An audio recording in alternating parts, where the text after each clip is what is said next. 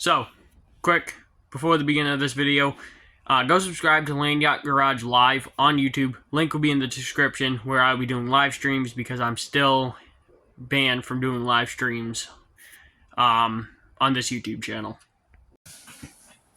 Hey everybody, welcome back to Yacht Garage. In today's video, I bought a $50 305. I have no idea anything about it, other than it came out of a 77 Corvette, but it wasn't the original motor because obviously they didn't come with 305s. I'm not sure how much I'm going to be able to get done tonight. Today, actually like an hour ago, the part 1 to the Fall Guy Replica truck, it premiered. But I have been in a truck 7 hours today, been up since 5 a.m., got 4 hours of sleep last night. It is now 7 p.m., so I'm tired. 7 hours of driving. So here it is. This is how it came, other than I have a Holly and an Edelbrock for it. $50. Would have I traveled the 3.5 hours each way if it was not $50? No. I haven't even looked at it. Well, that looks fresh. That looks pretty good. Pulled the grommet out with it. Yep, that's good. It has some kind of aluminum intake. Yeah, I have no idea the brand on that. Some headers. No idea. I don't even know if the thing rolls over. Oh, it does. See, that's good. Yep, that's good. Yep. Turns over. Okay. So, I'm going to do an old Craigslist rebuild, lost the receipts, and I'm going to stab it in the truck because I don't care. So, these valve covers look brand new. I don't even think I'm going to pop a valve cover. I really don't. Have I checked the oil? Well, that's good.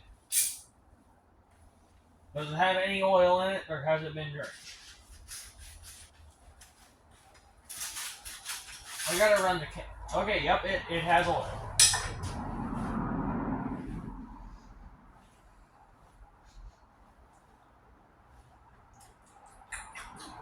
She's got a bit of gas in it. But, yeah. This is gonna be a temporary motor in the truck anyway, until I find a 350 for it. Because my plan is to... I'm not sure on the truck if I'm going to end up doing a 383 stroker, or if I'm going to do just a mild 350, a 350 with a cam, headers, a mild built 350. But we'll have to see what how time goes on.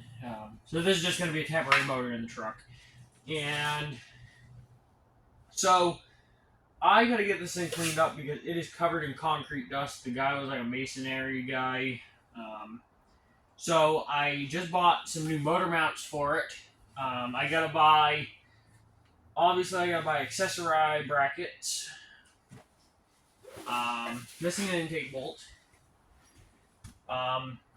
Gotta figure out a carburetor. I think I'm gonna run the Holly because the Edelbrock looks a bit rough. So,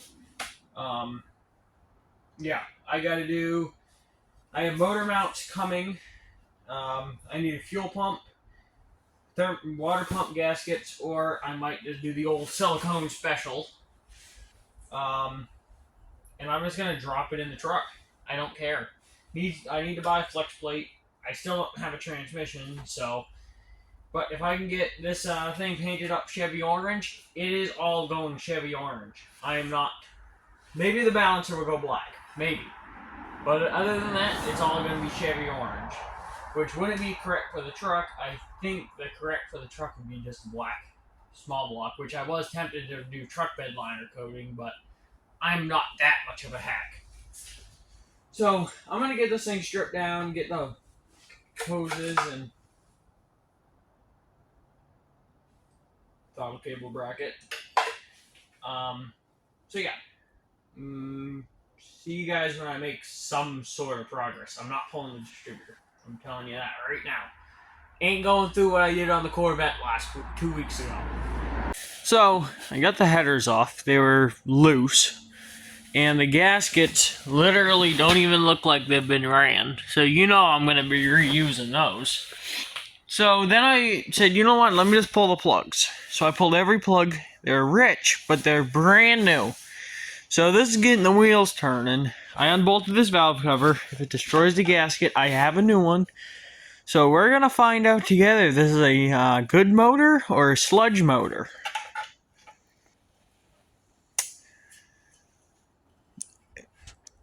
Not bad. Not terrible. I mean, not bad for $50. She's got little bit of sludge. Little bit of sludge. The Corvette motor was definitely cleaner. She's definitely, probably around 100,000 miles. If it had consistent oil changes. These valve covers are literally brand new. They just got rusty. So yeah. There is a mouse nest. I'm glad I caught that one. The fuck is that? Looks like a pine needle or a piece of metal. Or a piece of hair. Piece of hair. Some more hair. Well, I ran the identification number. This is a 1978 305 factory 2-barrel. Making an angry 145 horsepower. Welcome to the smog era. Yes, I did put that on the wrong way. I gotta swap it. So yeah, 145 horsepower at the crank. Which would be about 115 at the wheels. It's a turd. Absolute turd. So it's the next morning. I last night I ordered solid motor mounts for this thing because they're missing. So, ordered solid motor mounts. They'll be here today. And then my goal now is to get the wire wheel on the grinder and just go after this thing. And I did go to the local parts store. Got some Chevy orange. I wanted 3 cans, but they only had this can, which sucks that they only had 1 can. And I'm gonna try something. This is a bed liner. I gotta read and see if there's a temperature, because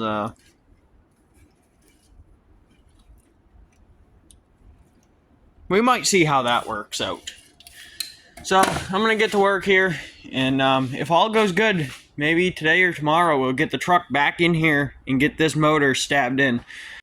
Well, I started to lay it on like I would normally paint, and it was just running like water, but like bad. So I just did a light dusting. I still gotta finish cleaning up the oil pan, but my drill battery died. So, yeah, I just gotta clean up the oil pan after and paint that. But I'm having the same issue with the duplicolor. So if you guys watched the videos a while ago, probably back in August, September, when I painted the motor for my 96 F350, I used VHT engine paint. That was just like this. Barely any coverage. And it ran like water. And yes, it is very cold today. It's like 25 degrees. But you can paint in the cold. For the people that says you can't paint in the cold, it's straight not true. Because I was having the same problem with the VHT in September when it was 80 degrees out. However, when I did the engine in the 85 F-150, I used this, which is the same can I used. Rust-Oleum engine enamel. This is the best shit you can buy for an engine. Unfortunately, you can only get it online, and I had to wait like a week. Well, around me. Like, none of the parts stores sell them. AutoZone, O'Reilly's, the Car Masters close to me. Nobody sells the Rust-Oleum engine enamel. Amazon sells it, but it's like a week out. And $17 a can. This shit was $10. So, I'm gonna wait for this to dry and just do another coat. Because I want it to look somewhat representable. Which is gonna be hard to do with the, Duplicolor. And also, I think I've found out a plan. This is going in the truck for now. And then, I'm going to find a 350. I'm going to do a mild cam. I'm going to do a roller cam conversion because I'm not doing a flat tappet. Do an aluminum intake, maybe minimum valve springs. If I can find a cheap set of used aluminum heads, I'm going to do that. And I think it's going to get a YM671 supercharger. If I can fit it under the hood, because, you know, I can't just cut a hole in the hood because the fall guy decal has to go on the hood. So, yeah, there's a plan. I gotta wait for this to kind of tack up and see what I can do. Looks great from here. Now, I could probably get away with telling you guys that this looks good. But in reality, it looks like shit. I mean, literally doesn't even pick it up on camera. That's me. That's error. It's very light. Now, that looked great on camera. It really does. But trust me, it does not look like that in real life. Like, and then the Duplicolor can, still in there pissing, it's empty, it wouldn't not spray. It wouldn't stop spraying. Nope, it just got stuck.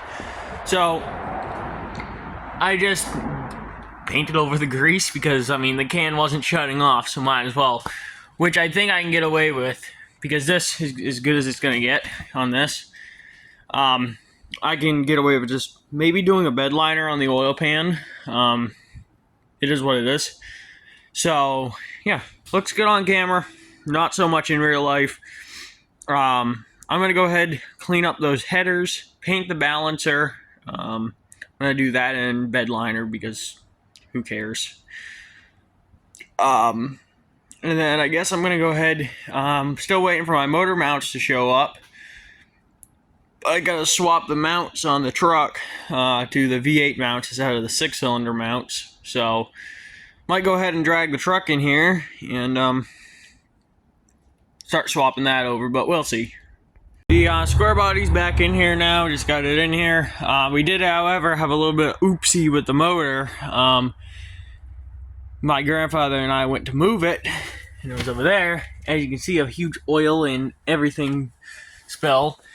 I didn't have anything in my engine hoist to stop it from rotating, and it flipped completely upside down, so it dumped oil. So I'm waiting for the paint to dry to see. Actually, I might have gotten away with it. The paint might have been cured enough. Fingers got in the valve cover a little bit, but I don't care. So I would like to say one thing. I'm unbolting this motor mount, moving it, even with 1 or 2 bolts. So the correct thing to do would be find a 4-wheel drive front axle and just swap it now.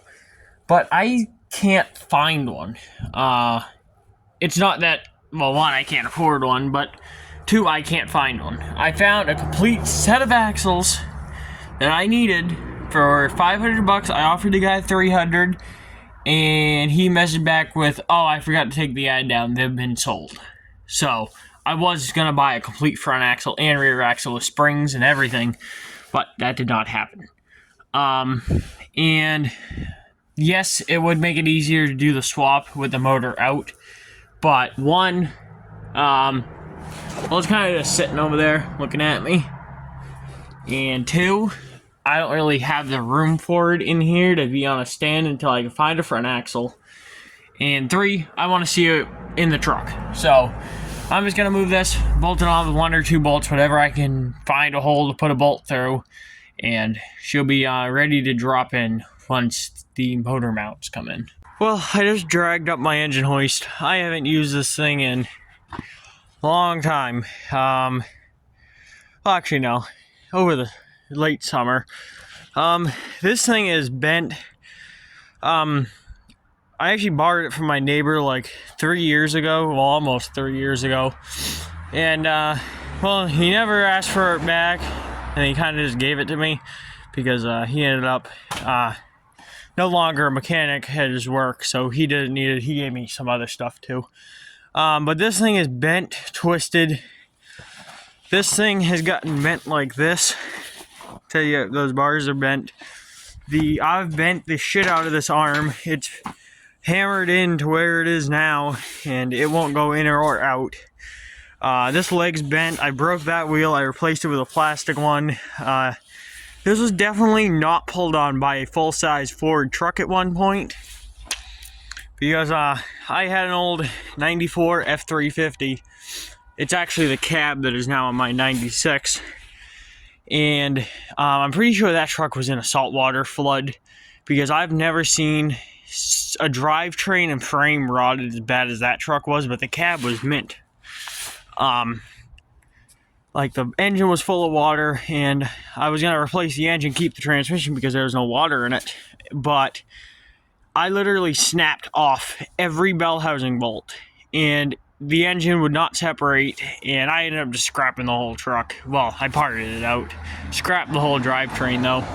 So, I actually got to push this truck back, because obviously I can't. Yeah. So, I gotta actually push this truck back and then get this motor lifted up, and hopefully in the meantime Amazon will come and deliver my parts. Well, I had to push the truck back like really far, but got the oil pan done. It's not good, who gives a shit.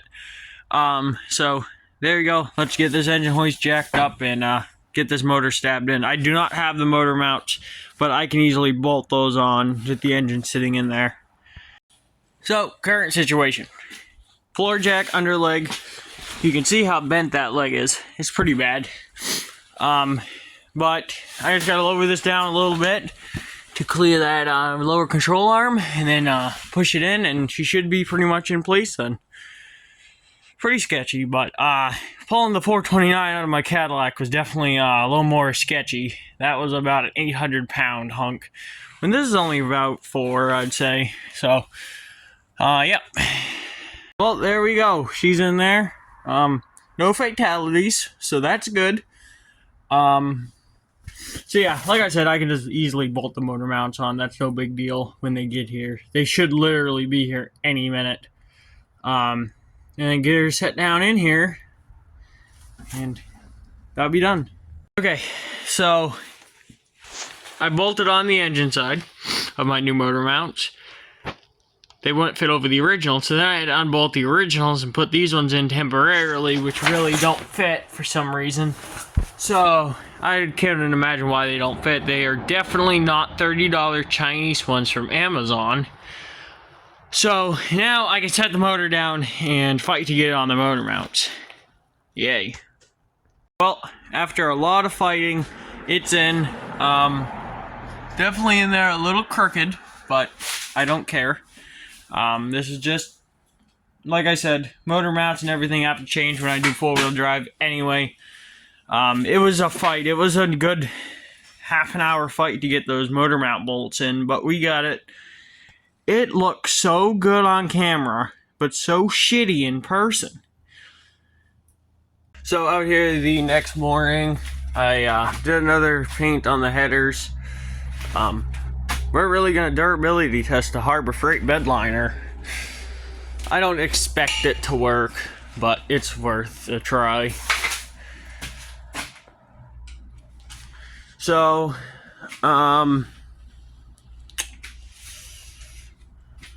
I am gonna, I guess,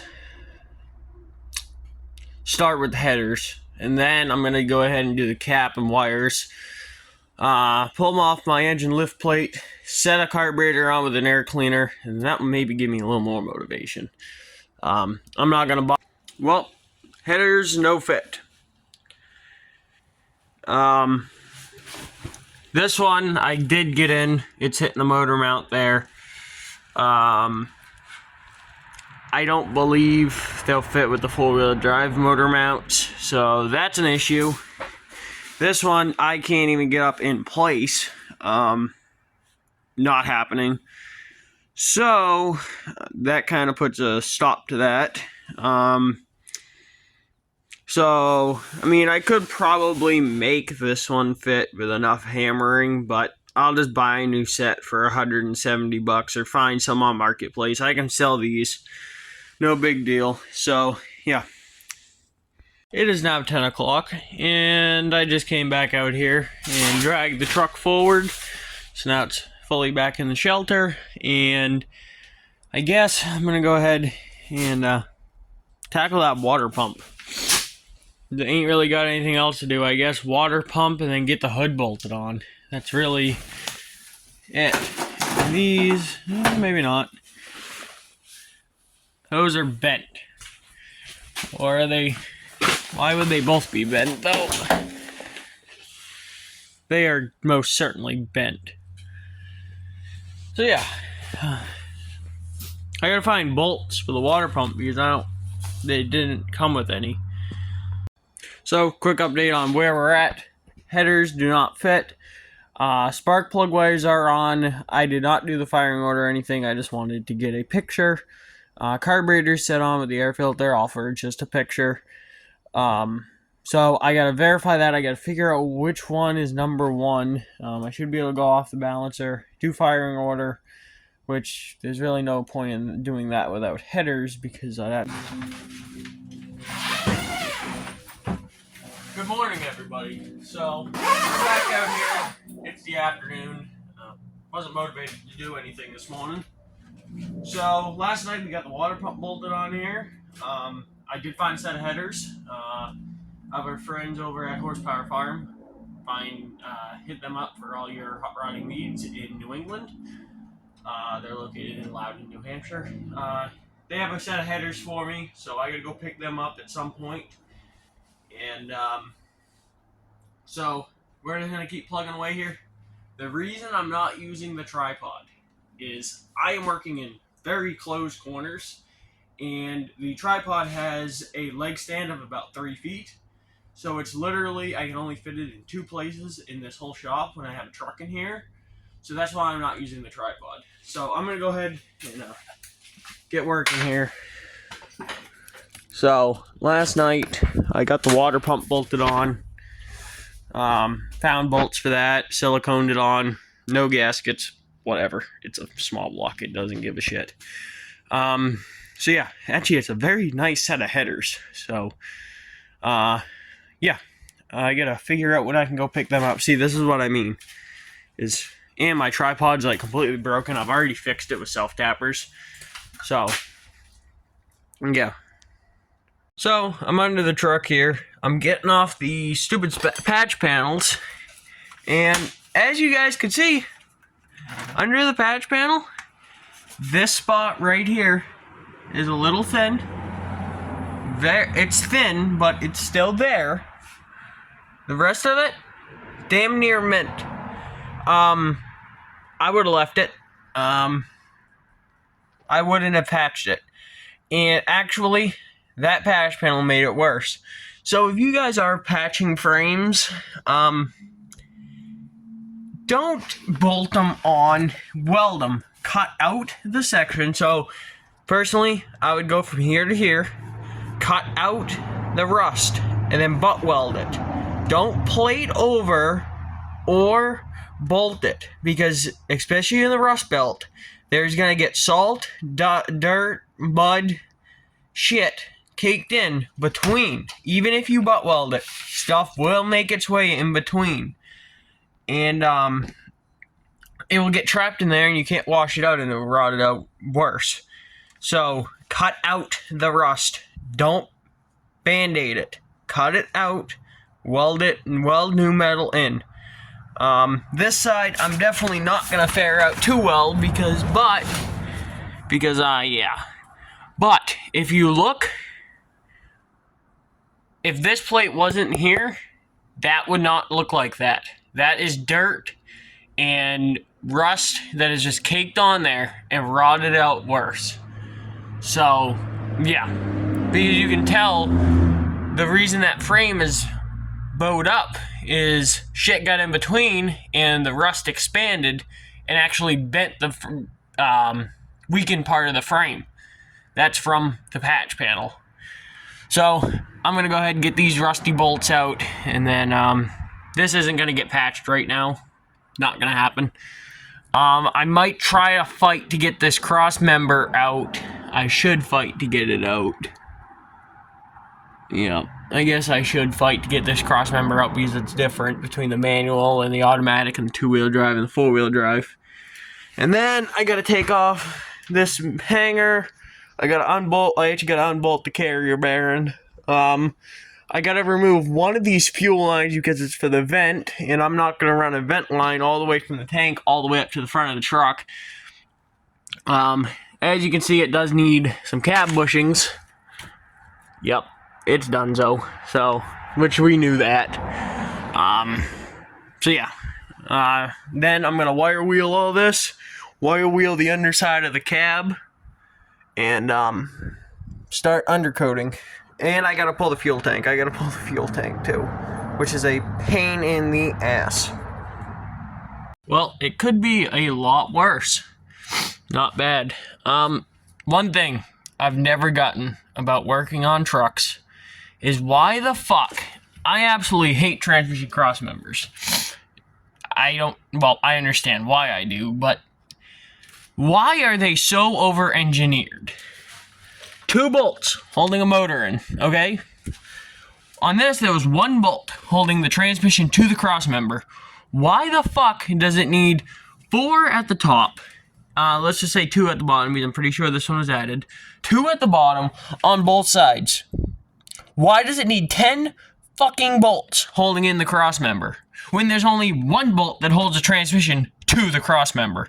Which I guess, now that I'm thinking about it, this is it stops frame flex, I'd guess.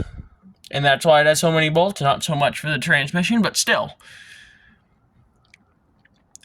Which, I mean, I guess, even the rear cross members only have 4, 5, 6 rivets, not 10 bolts. So, after about an hour fighting, this side is finally unbolted. All 4 are off. I meant 12 instead of 10 in the last clip. I did have to unbolt this, which was another 4 bolts. So, there's that. So, I haven't got any comments on the first video on this, but if in case you were wondering why I just cut that little bit out of the floor instead of taking out the transmission cross member, this would be why. Where I'm sitting right now would all be a transmission.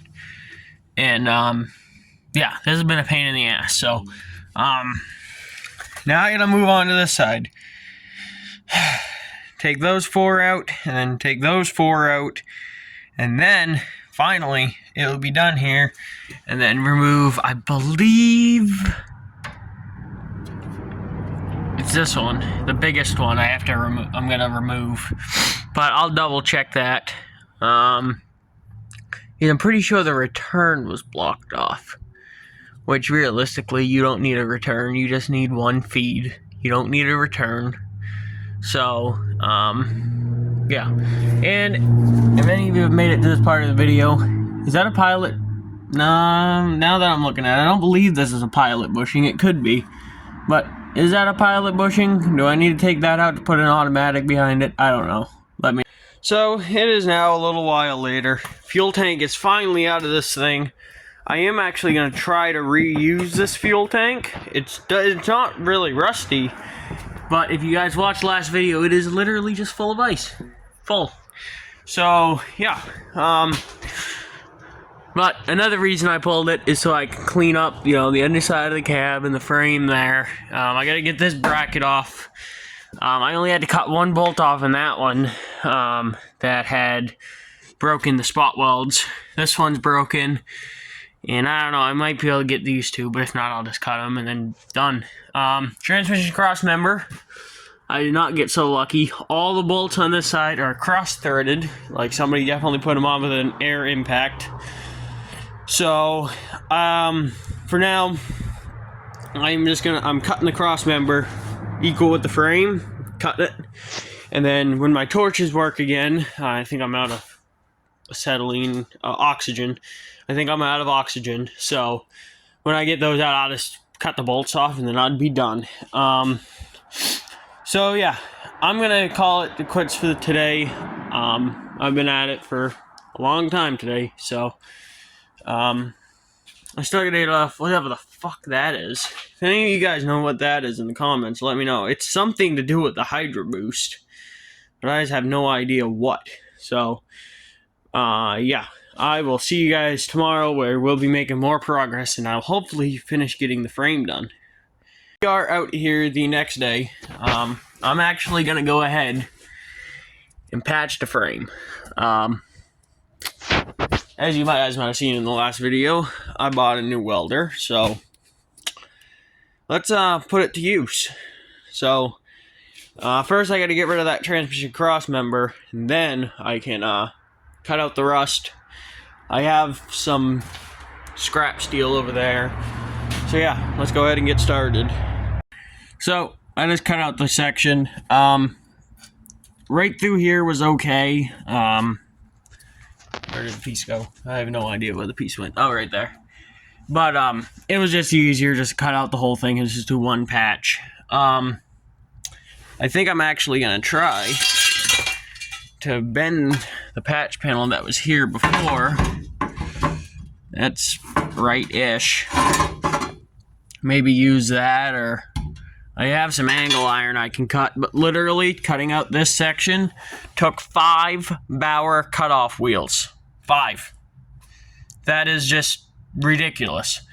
So, yeah, making progress. Well, it is now like 3:30 in the afternoon. This has taken me a while. Yeah, it looks like shit, but I got good penetration. This is actually my first time having a decent welder. This is my 3rd welder I've had, and this is the only decent one I've actually had, and I've done all of this welding without popping a breaker, which is huge. It ain't good, but I did beat it with the 3-pound sledgehammer. It didn't break off, so it's fine. I should have flipped it like this, so the bolts would have been, the bolt holes would have been there, but that's no big deal. I don't really care. Because it does stick out a little bit, but like I said, don't care. So, I'm gonna clean up under here because it is just full of grinding dust, tools, scrap metal. I'm gonna clean up under here. I still gotta remove one fuel line, and then I'm gonna put the wire wheel on the grinder and get a coat of undercoating on this thing and the underside of the cab. So it's gonna be fun. It's pretty dusty in here. Yep. So much for my nice shiny motor. And I can wash it. Tomorrow I'm hopefully going to get a set of headers for it, and then we'll be back to work on this. So I am definitely going to be sore tomorrow. I was sore today after being under there for hours fucking removing the patch panels, but everything's out from underneath. I'm going to go take a break and then get the wire wheel and just start going at it, and that will be done for the frame. Well, we have found some headers. In case I don't add another clip, last night I got pretty sick from smelling the paint fumes. Like, you take oxygen for granted until you don't have it. So yeah, I got some more touch-ups to do. It wasn't good. Yeah, there was a lot of fumes. So I went, grabbed a set of headers. These are pretty nice if they actually fit the truck. That would be good. They have a V-band for V-bands welded on, which I prefer a collector, but whatever, they were free. So yeah, this one has been clearanced, which I'd probably have to clearance it anyway. So there we go. So, headers fit. Well, this side fits. I haven't done the other side. I'm very curious. Reminder for me, tighten up the spark plugs. Anyway, how are you supposed to tighten that? So I need header spark plugs because the boots are right up against the headers. So I got to get some header spark plugs, which are just shorter, and then would be good. So I'm kind of running out of things to do on this thing for now. I mean, I got to get the other header on, and that's really, I mean, I can do the firing order and everything, but that's really all I can do. I got to do some touch-ups on the frame. I really got to get under there and do the bottom side of the frame. Haven't done that yet. But other than that, which you guys have seen for pretty much 2 episodes now, there's nothing else I can do on this thing until next thing I think I'm going to do is a front axle. So, I'm going to go ahead and bite the bullet. So the only thing that I need really is a straight axle and leaf springs, rear shackle, the rear spring shackles, which I can find those cheap, and a drag link. So, I gotta do a 4-inch lift on this for it to be correct for the Fall Guy truck. So that comes with new front leaves.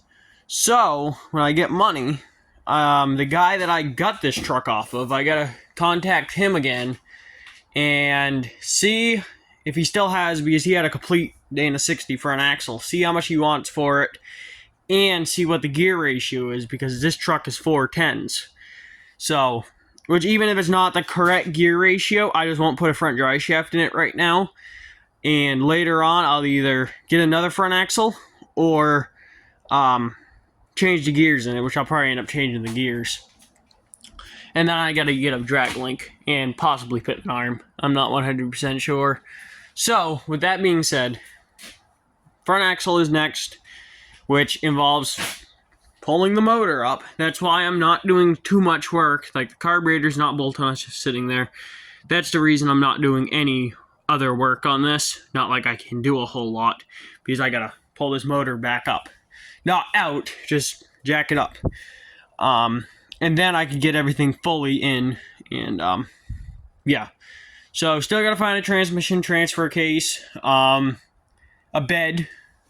Like I've said this multiple times. 3 things I need: axle, transmission transfer case, bed. And then I'd actually have something. So, the grill on the front of the truck, I gotta change this out because obviously this isn't correct. I'm not sure. I might be able... I don't know what the fuck happened to the poor front of this truck, but it's hammered. And I'm not sure. I might be able to straighten out some of this chrome. I have, because I got to do the dual headlights. I have extra headlight buckets. And then I got to get the front bumper. Like I said, shit tons of work to do left to do. I got to go and put these headers in my truck because these are going on the Corvette. As for one thing that I've never got, why? Why does this look the way it does? Why doesn't it flow with the rest of the truck? So, I'm not sure what the next video is going to be. The wrecker is hopefully getting sold or parting out. That wrecker is probably going to end up getting parted out. I got to list it up like as soon as I'm done filming this video for a part out. Because I can use some parts on it on the other bullnose. Part that thing out, and then unfortunately probably send it to the scrapyard. I mean, selling it for $1,000, not a single person, which granted, the cab is rough, but how much cheaper can I go? I mean, $500 scrap value, and then I can still have parts from it, like the mint dash that it has. I mean, I don't want to scrap it. I saved it from the scrapyard, but at the same time, what am I going to do?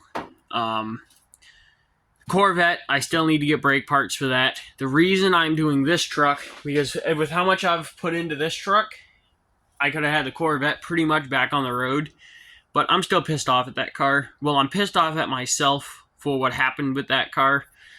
And then my truck, the 96. I'll probably get this in here next. When this goes out in a couple of days, we are having a big snowstorm. Well, 4 to 8 inches of snow coming in tonight and tomorrow. I got to get that in here. Not much I can do to it, but I got to fix an intake gasket so it can run again. And my 96 F350, by the way. I didn't say that. I got to diagnose a transmission issue. So that transmission went out. I'll get into, well, I think it went out. It's kind of weird that it would have literally gone out of nowhere after acting fine. So get it in here, do some diagnosing. It acts like it's low on fluid, but it's full. So, yeah. I gotta do some diagnosing on that. So yeah. Maybe next week will be a subscriber update because I won't have this out for a couple of days. I want to get the hood bolted up.